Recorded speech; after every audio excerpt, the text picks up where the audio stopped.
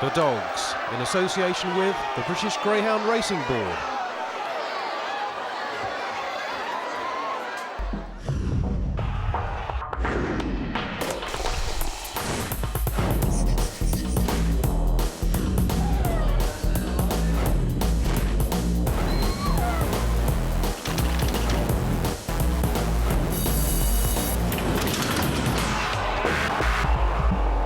Well, hello and welcome to a very special edition of The Dogs. I'm standing outside the famous Westmead kennels where Nick Savva is plotting an unprecedented, historic third Greyhound Derby success for Westmead Hawk. It's the biggest story in greyhound racing.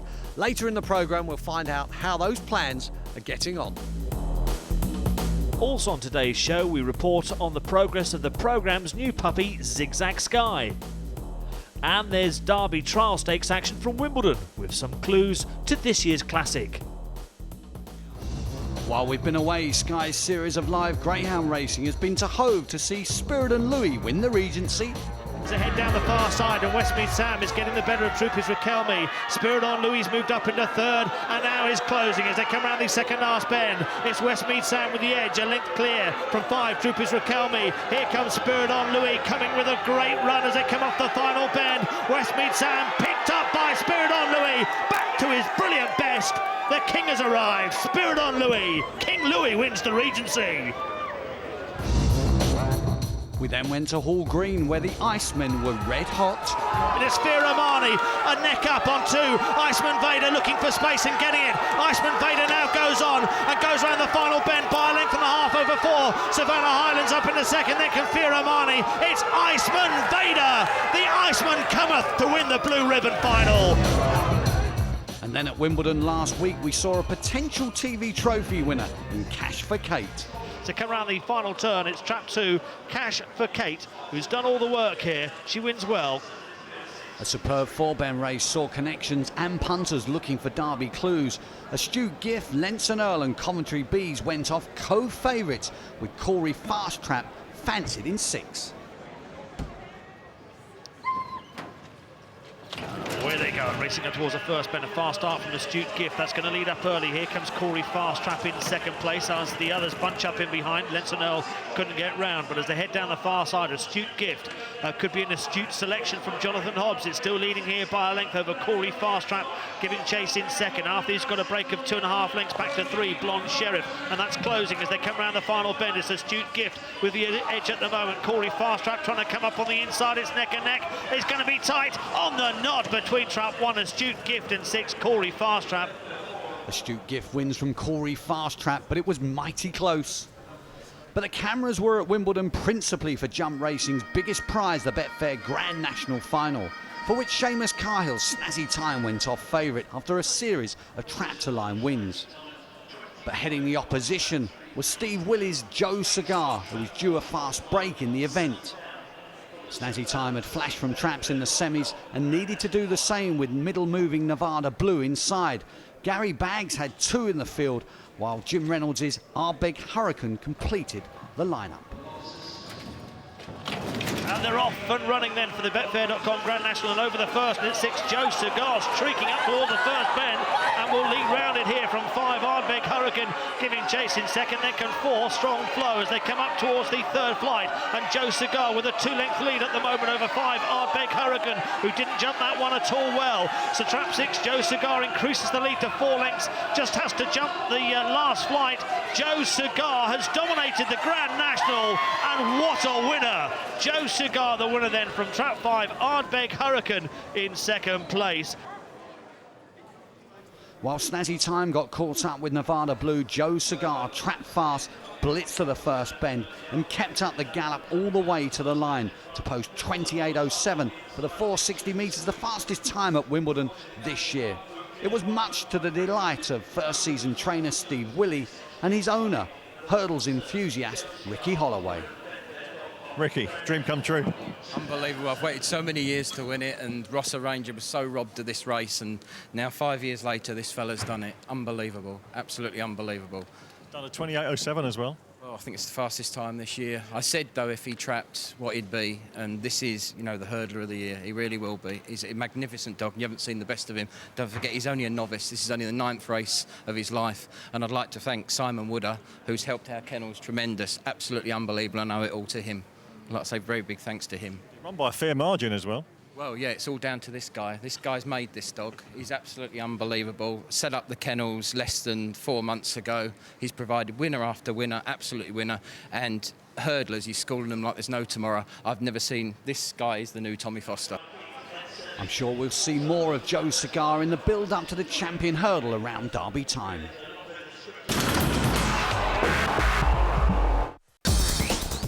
The build-up to the 2007 Blue Square Derby starts now with the trial stakes races, which were staged at Wimbledon on Saturday night. In the first heat, following the defection of Ballymac Droopies from Trap 4, Baron Mustang was made the even money favourite for Ray Peacock. Next was Rio Gigolo at 5-2. There they go, racing up towards the first bend. A nice start here from Baron Mustang, already 2 lengths clear from AirTech Spur on the outside in 6th. We've got a knock there as Rio Gigolo went thundering into the first bend. Heading down the far side though, but Baron Mustang has got a 2.5 length lead over Rio Gigolo in 2nd. After these 2 lengths back to We Stand Alone, lying in 3rd as they make their way around the second last bend. And Baron Mustang, who ran well in the early part of last year's Derby, out clear here and thundering away up the home straight. Baron Mustang wins by about 4 lengths in the end from Rio Gigolo and We Stand Alone. Winning time 28.78. Well, Ray Peacock had a strong hand in the very next trial stakes race. That was Pagoda Tarbert running from Trap 5 at 6-4. The other local hope, Side Leg in Trap 4, was second in. Away they go and racing up towards the first bend, and Side Leg in 4 got a good start. Trying to race up on the outside comes 6. That's Pacey Macy. There's trouble, and big trouble as well. The favourite badly balked, so was 2 Rio Jericho as they head down the far side, and 4 Side Leg has skipped clear down that back straight by 3.5 lengths over 1. Racing in 2nd, Paulie's Prince. After these comes 3 Ballygarran Hope, but as they come round the final bend, it's Side Leg for Phil Rees here, well clear. Dominating this one, Side Leg wins easily by 5 lengths from Ballygarran Hope in 2nd. The winning time there was 28.77. There'll be more Derby trial stakes races coming up at Wimbledon over the next few weeks. The Derby proper starts on the 7th of June.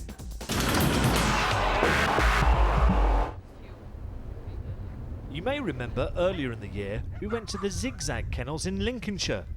There we were introduced to some of the members of an exciting litter by Carlisle Jack out of ZIGZAG Bullet. The dog secured this pup to be named ZIGZAG Sky. Our cameras were at the ASKERN track to witness his first 4-bend trial. ZIGZAG kennel proprietor Charles Pickering likes to school all of his pups at this track located near Doncaster. Charles filled us in on what's been happening with our pup in the last few months. Well, the week you left, if you remember, we brought him up to the kennels and he got used to being kennelled, had a bitch with him, settled in very well, no problem at all. Good dog in the kennel. We took him to up our gallop, and he had either 2 or 3, I forget, 2 or 3 hand slips. Very keen chaser. So rather than let him get too fast on the gallop, we brought him to ASKERN, and he had a couple of hand slips just round the bend, round 2 bends. Then first time out of the sprint boxes, took to the boxes without any bother. 3 times out of the sprint boxes, and as you've come today, that was his very first 4-bend out of the boxes. It can be a nerve-wracking experience for those connected with a youngster having his first proper test, but it didn't seem to faze ZIGZAG Sky. The dog went very well, came out of the box as well, kept wide and coursed the hare, but cut the bends well, shortened his stride but around the bends, but opened up well for the straights. I was very pleased with him. It's a very good track. They've spent a lot of money. Michael spent a lot of money getting the track ready and gets it well prepared for us. It's a good track. Little bit tight, but that's no bad thing for most of them as they learn. And if they take to the track well, then they can take any track in the country. So for the owners of ZIGZAG Sky and obviously the followers of the Dogs programme, where do you reckon? Where's the best place for him? The decision's very difficult, very complex. Obviously, owners need to get the dog where they can have pleasure out of watching him run. So I would imagine he needs to be, for that reason, he needs to be somewhere in the southern part of the country. There are many good trainers out there, and the decision will be very difficult for the owners, I'm sure. You're still hopeful there might be a top open class dog in the litter? I'll be very surprised if there isn't. Coming up after the break, we catch up with the progress of Westmead Hawk.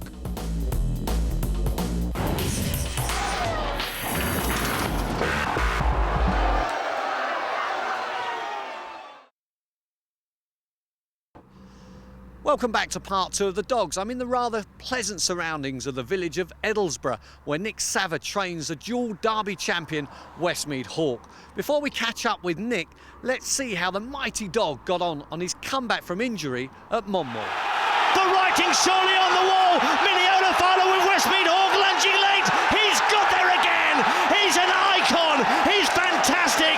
He's superlative. He is Westmead Hawk. But thoughts of that fairy tale third derby looked dash after he broke a hock at Hall Green last July. 2 comeback trials at MONMORE gave his trainer Nick Savard confidence that the injury was no longer a problem. And Westmead Hawk lined up in a heat of the Greyhound Studbook Trophy at the Wolverhampton venue. A clearly fresh and keen Westmead Hawk turned closer to the action than we've been used to. But while the winner looked away and gone at halfway, we waited to see whether that old back straight magic was there. And it was. Westmead Hawk closed rapidly into the third bend and up the home straight, only just failing to reel in Funtime Chunky. A career which looked over last summer was now fully back on track. And on a wet Thursday back at MONMORE, and despite the weather, his legion of fans turned out to see him. The bars were packed. Connections took up their table. But the thought of seeing him on parade for a race he'd won 2 years before hadn't looked on after the injury. But punter's confidence in Westmead Hawk has never waned, and he was backed into odds-on favouritism. But it was never going to be easy, as Errol Blythe now reports. Oh, the Hawks walks out at the back. It's 3 Moyaoki best away here. Fear Robin moving up on the inside. Around the outside is Funtime Chunky. Then comes GV. Around the second bend, Funtime Chunky badly balked, and 3 goes on. Moyaoki, Fear Robin in chase. Here comes the Hawk moving up into 4th as they come round the second last bend. It's Moyaoki leading here from 2 Fear Robin. Westmead Hawks closing all the time but slightly hindered there. It's going to be Fear Robin that gets first run. Fear Robin wins. Westmead Hawk stays on for second, just ahead of GV back in third. A fantastic victory for another comeback kid, Fear Robin, and informed trainer Mark Wallace. And the Grand Prix second once more showed a cracking mix of speed and stamina in rain-softened conditions. As for the Hawks, slow away from 6, he faced a wall of dogs at the bend, but ultimately lost nothing in defeat. Yeah, I thought Fear Robin won well, and he did deserve it. When he turned second dog, you always think he's going to pick up the front runner.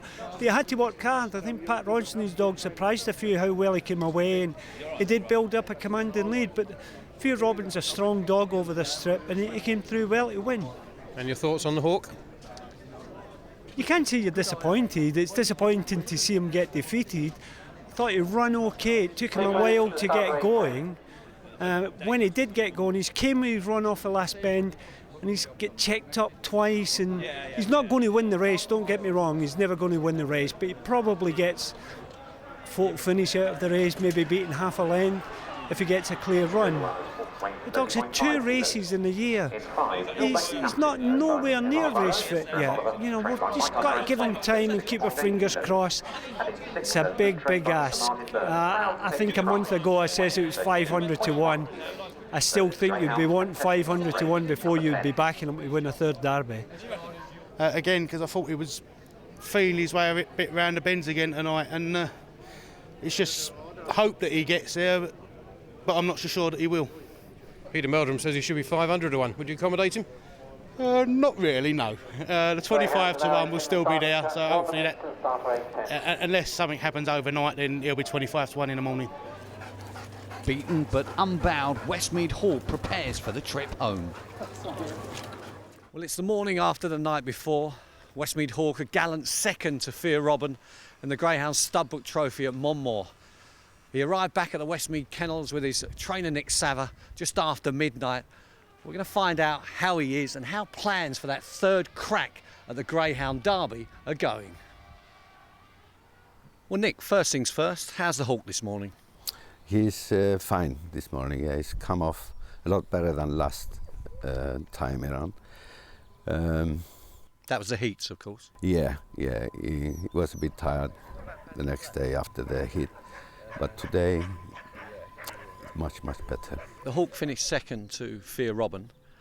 Plenty of opinions about his performance, as you'd expect, but what does the man himself say about it? Well, I wouldn't be displeased. Watching the race, the way it was run, it was very slow way. The rain was pretty heavy during the race. There's a wall of dogs in front of him at the first bend. He never got going until the third bend. I would say I'm not convinced yet that he's on the way to as good as he has been. But another run or two will tell us all we want to know. But is there enough time between now and the Derby to get him right? Yes, I think so, yeah. We have a chance to give him a trial stakes at Wimbledon tomorrow week, and then back to MONMORE over 6:30, a race we won 2 years ago. And that should nearly tell us all we want to know. That should bring him on. Does he require treatment in between races now? How's the injury standing up? No, the injury, there's no reaction whatsoever. If there was, I wouldn't persevere. It's just a matter of him settling, and it's his age as well. Well, his age as well, of course, yeah. But his early races after a long layoff, he tends to get a bit excited, you know, traveling and kenneling. But he should settle in the next couple of runs. Now we've gone this far, we have to go a bit further and draw a conclusion whether he's good enough to have a crack at the Derby again. Are you excited by it? I am, yes, of course, but I'm not convinced yet that we're going to have the old Hawk. Perhaps a more realistic proposition for another Nick Sava Derby victory is Westmead Joe, himself a Derby finalist last year. The Midland Gold Cup champion has clearly pleased his trainer over the winter months. I'm much happier with him this year. Many things went wrong with him last year, you know.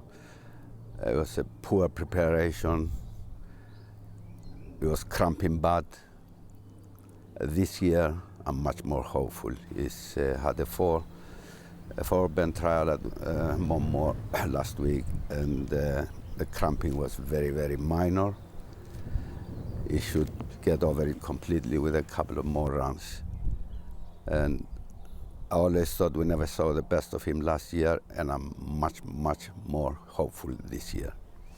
It's a formidable Sava team for Wimbledon, with crack Irish dog Droopy's Electric also sent over to the Westmead Kennels.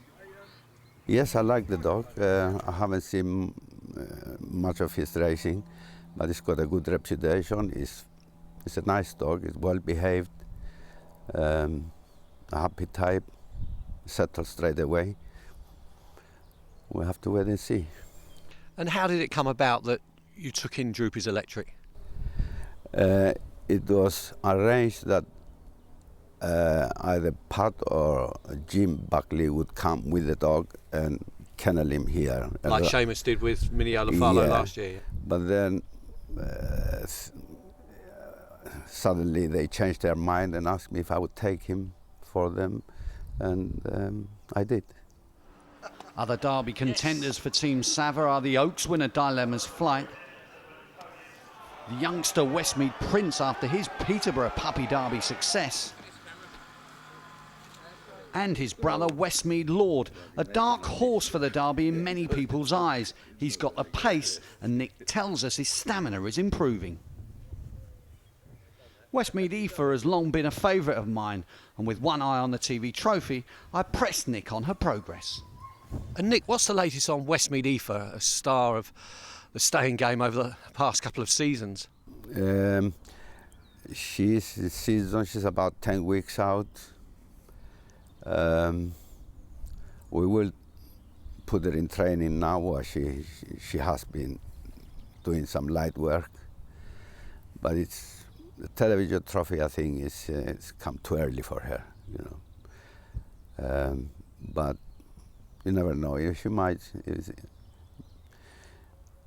consider it, but unless she's fit enough, I won't risk her. And Olivia? Olivia, the same. The one is on the same time. She wouldn't be ready yet. And no temptation as yet to send them off to the breeding paddocks? Next time. There's always pups aplenty at the Westmead kennels, and here's the Hawks' first litter. And then it was time to get up close and personal with the champion himself. And the likelihood of that historic treble being landed. Is it a big price? Well, Nick, Blue Square, the sponsors, I think make him around a 25 to 1 chance. My friend and colleague Peter Meldrum, and a friend of yours as well, says he should be 500 to 1 for Wimbledon. Is he more nearer the mark? Well, I think it's somewhere in between. I don't know. I'm not getting involved in. I already stated that it was silly to consider backing a dog on the post well before now. So I wouldn't get involved in that. It's the bookmakers running scared. Yeah. I think a more realistic price would be twice, 3 times, and as Peter says, 20 times that amount. Well, he won 2 derbies, and I never had nothing on him. And if he was 500 to 1 this time, I still wouldn't have had nothing on him, and certainly not at 25 to 1. Well, there's certainly no 500 to 1 about Westmead Hawk. His supporters would make the bookies pay for that for sure. The sponsors' anti-post list has Fear Haribo from Charlie Lister's kennel, topping the list at 6 to 1. Next in is Droopy's Rubinho from Fraser Black's range at 8 to 1. And the best of the Nick Sava runners at the moment, Westmead Joe, a 12 to 1 chance. Droopy's Electric can be backed at 25s, and likewise the dual Derby champion is a pony, 25 to 1, Westmead Hawk. A look at the open race calendar. On Thursday, Henlow staged the final of the Paddy Dunn Memorial Puppy Cup, whilst Perry Barr run the first round heats of the Betfair Scurry Gold Cup. The test also gets underway at Walthamstow. On Friday, there's opens at Doncaster, Romford and Sittingbourne. Saturday's highlight is the continuation of the William Hill Greyhound Festival at Sunderland. And there's opens at Coventry and Harlow on Sunday, and at Crayford and Nottingham on Monday. To find out how to visit your local track, check out our website, thedogs.co.uk. Next week, we're broadcasting live from Sunderland, the grand finale of the William Hill Festival. Be sure to join us then.